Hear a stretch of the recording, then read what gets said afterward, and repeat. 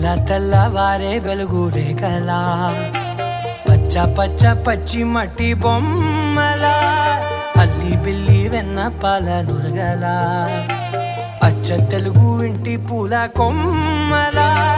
దేవదేవుడే పంపగా ఇలా దేవతే మా ఇంట అడుగే పెట్టెనంట బ్రహ్మ కళ్ళలో కాంతులే మా అమ్మలా మా కోసం మళ్ళీ లాలి పాడేనంట. వచ్చిందమ్మా వచ్చిందమ్మా